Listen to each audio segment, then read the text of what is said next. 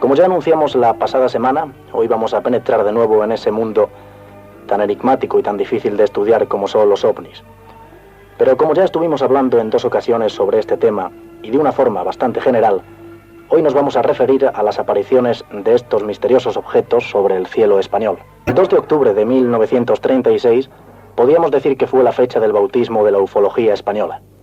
A 120 kilómetros de San Sebastián, 3 ocupantes de un automóvil fueron sorprendidos cuando una especie de proyectil cruzó ante ellos y a una gran velocidad. Era como una estela de humo blanco. Cayó hacia la tierra y de pronto se convirtió en una llama anaranjada. Pero existe solamente este caso.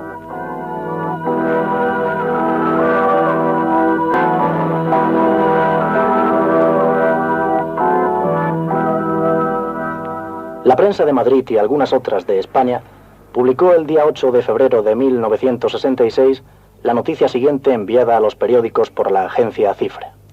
Serían más o menos las 8 de la tarde de ayer domingo, cuando en el barrio de Aluche, muy cerca de la casa de campo, un objeto sin identificar, pero que por la descripción de los testigos corresponde a las características de platillos volante, tomó tierra en terreno de la finca de Redajal y segundos más tarde se emprendió nuevamente vuelo para perderse en el cielo.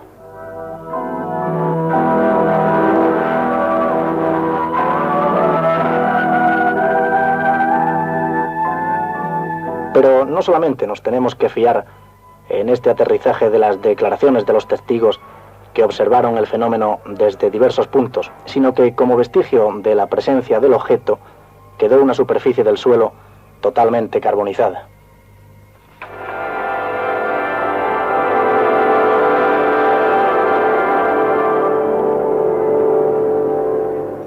De este caso se poseen una serie de cartas de testigos que observaron el fenómeno desde diversos puntos, así como numerosas fotografías del suelo carbonizado.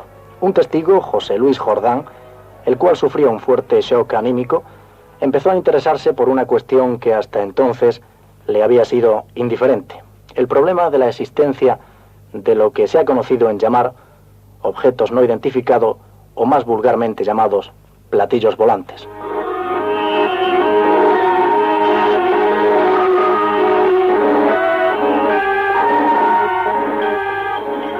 Casi un año y medio después de la aparición de Aluche, el misterioso aparato, u otro que se asemejaba extraordinariamente, fue visto por cientos de personas sobre la parte alta del Paseo de Extremadura y sobre la colonia madrileña de San José de Valderas, donde permaneció inmóvil y balanceándose durante unos 12 minutos.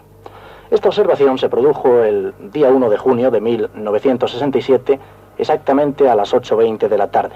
Se trataba de un objeto enorme, discoidal, provisto de cúpula brillante en la parte superior. En su parte inferior mostraba un curioso dibujo que las fotografías tomadas permiten comparar con una enorme letra H y con una I en el centro. El objeto estaba dotado de luminosidad anaranjada y era imposible que se tratase de un helicóptero o de un avión con despegue vertical.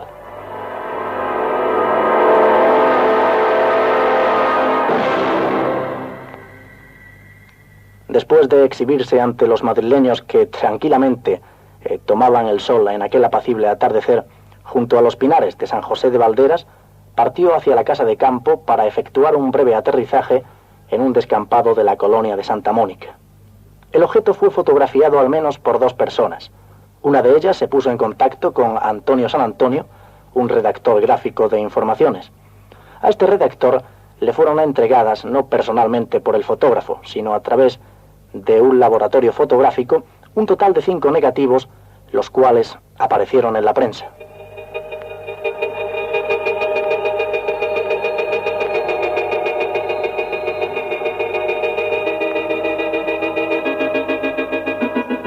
Este caso de San José de Valderas es uno de los más importantes estudiados por la ufología española.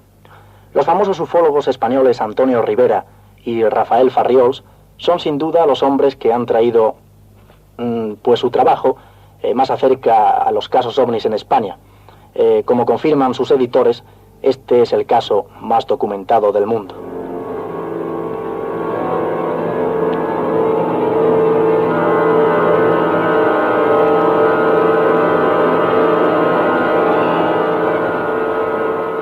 quién mejor para hablarnos de los fenómenos ovnis que Antonio Rivera?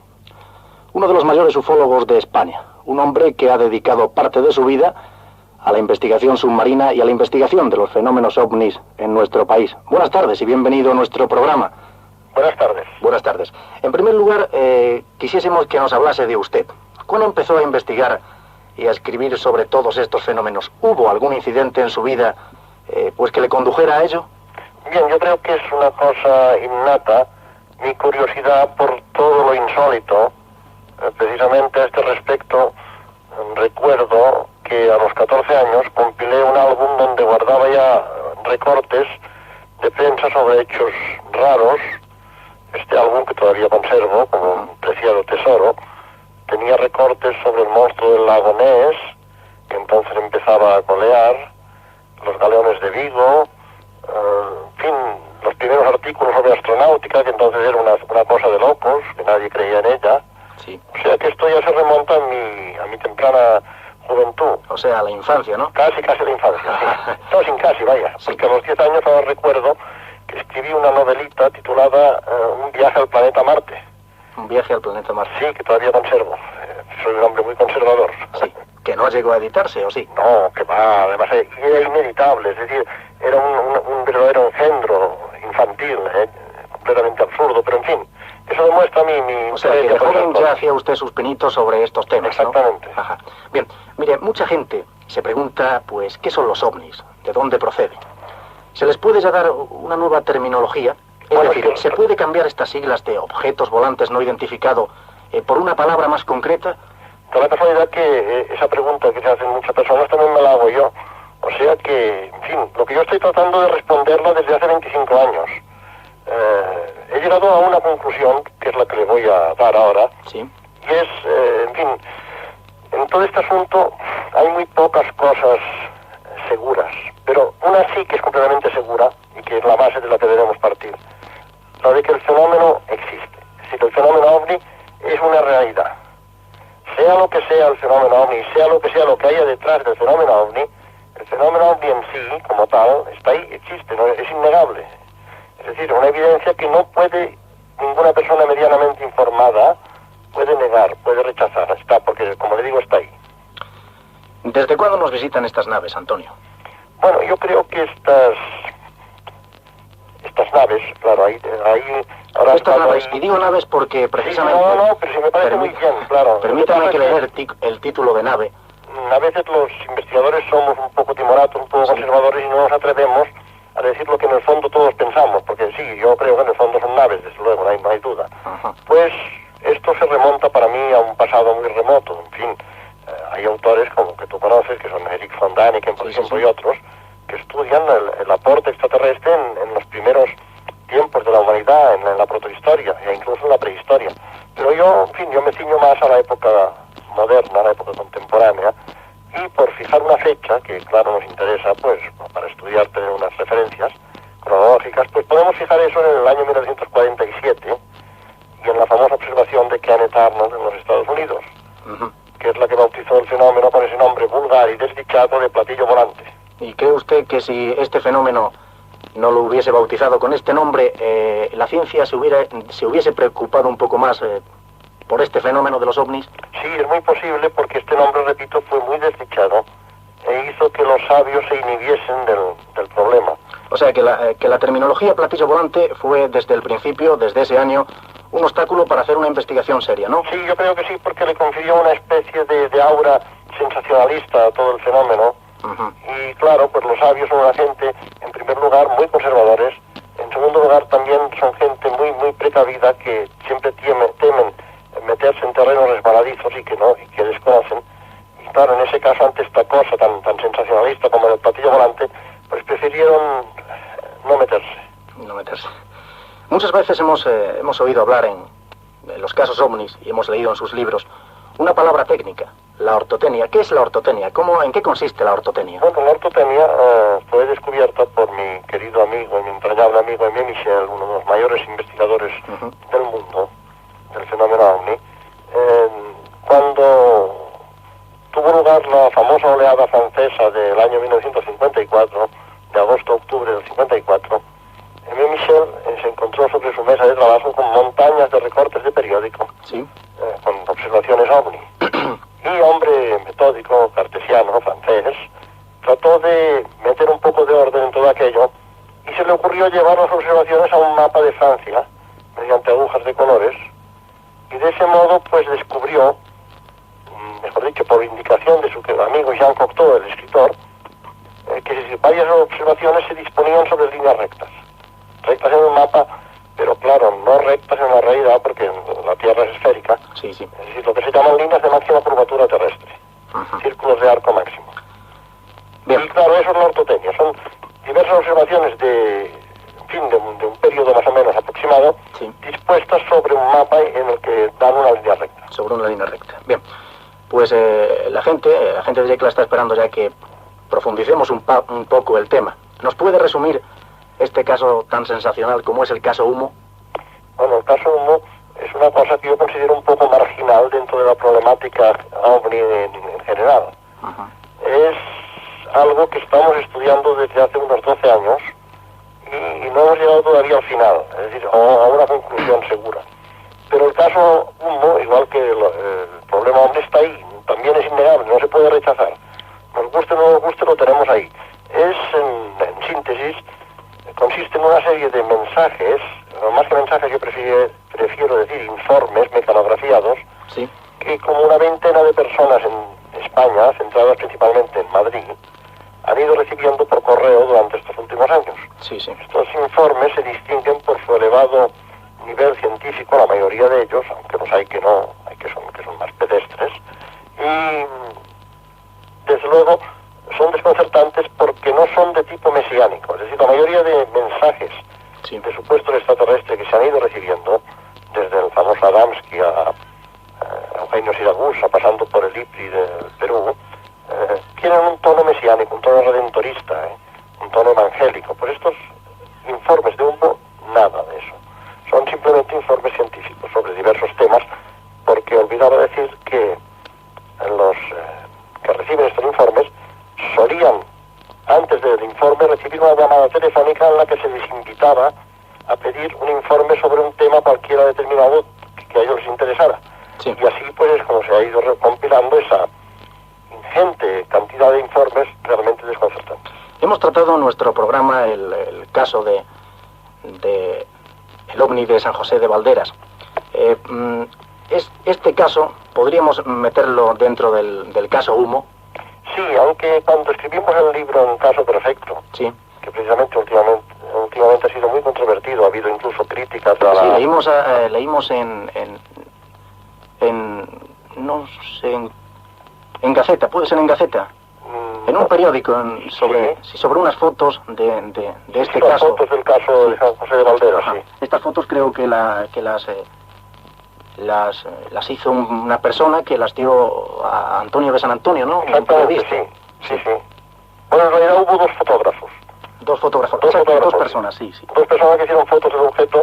Tenemos una de las series fotográficas en negativo, la otra no tenemos negativos, pero últimamente ha sido atacada la veracidad de la fotografía, es decir, ha habido críticas, incluso críticas muy serias, hechas incluso con análisis hecho con computadora, tratando de demostrar que se trataba de un trucaje. Pero en fin, esto ahora dejémoslo. Tú me preguntabas que...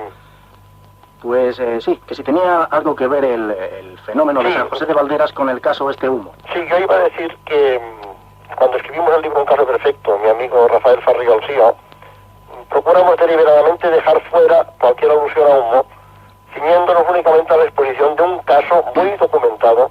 El título de Un Caso Perfecto se lo puso el editor, no era de nuestro gusto, sino que simplemente se trataba de un caso muy documentado, muy completo, y dejar cualquier enlace con el asunto Humo fuera. Pero este enlace existe, desde luego, y así lo voy a reconocer, en fin, lo he reconocido posteriormente, en publicaciones posteriores.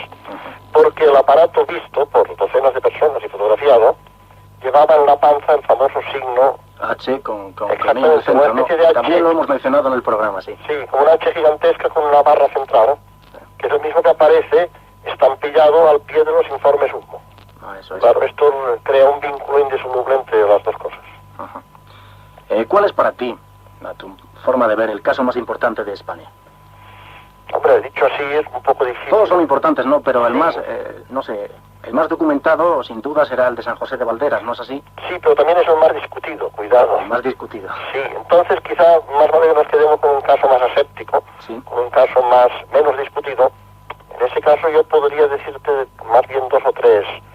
Uno de ellos es el de el camionero Maximiliano Iglesias, sí, el primavera de 1974. Este caso es muy importante. Pero luego hay otro del verano del 76, que es el de Canarias, el paraje de las Rosas. Exactamente, ese. Ajá. Sí, este para mí es importantísimo por el tipo de ocupantes avistados, por las características del objeto, sí, y luego porque mereció la atención y un estudio de las fuerzas del aire. Como tú sabes, es uno de los casos que fueron entregados a mi querido amigo Juan José Benítez, sí, por el Ministerio del Aire, por el entonces Ministerio del Aire, porque ahora ya no existe el Ministerio del Aire. ¿El gobierno español está interesado por estos casos? Bueno, por lo menos no estaba el Ministerio del Aire, ¿eh? El Ministerio del Aire formaba parte del gobierno español. O sea que sí, ha existido y creo que sigue existiendo todavía una oficina que estudia las observaciones OVNI y que además pide que se le envíen.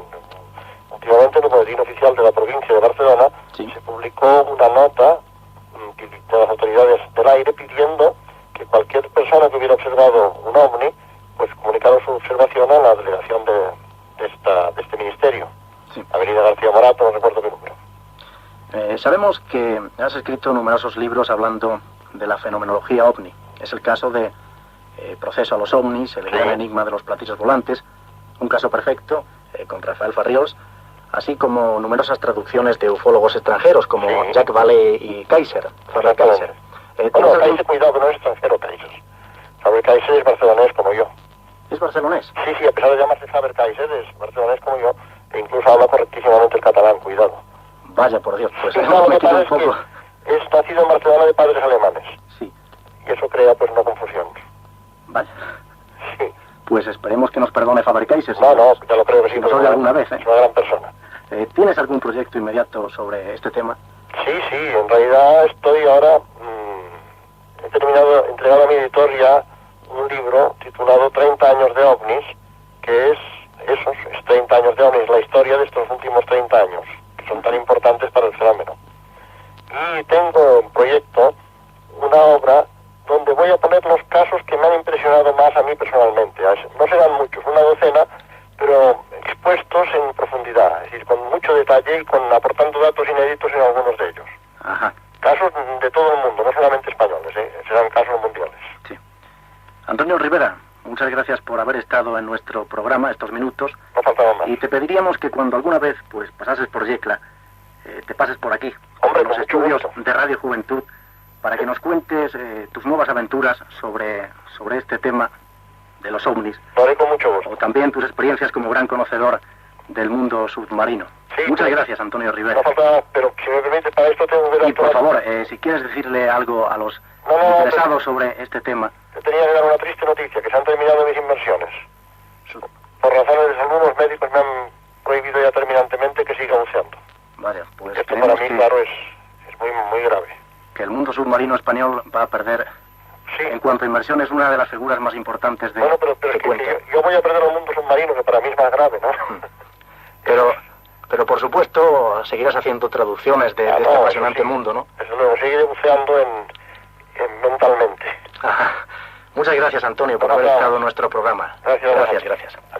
Adiós. Después de toda esta serie de ejemplos, se puede llegar a unas conclusiones.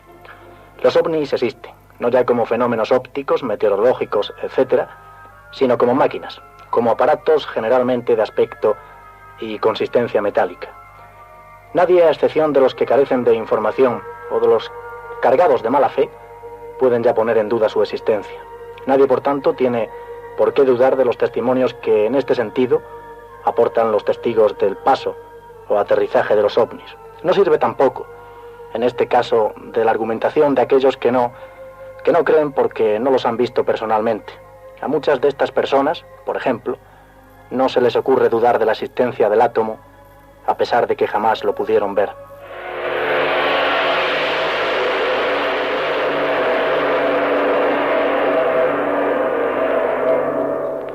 Los antiguos nazcas trazaron sobre el árido suelo de las llanuras desérticas del Perú meridional un extraño jeroglífico. A la altura del hombre resulta invisible. Solo se distinguen desde el cielo. Aparecen entonces, en su inquietante desmesura, inmensos signos cabalísticos cuyo sentido nadie ha descifrado aún. Pájaros y animales gigantescos, extrañas figuras geométricas, pistas en las que algunos creen que pudieron aterrizar milenarios ingenios interplanetarios.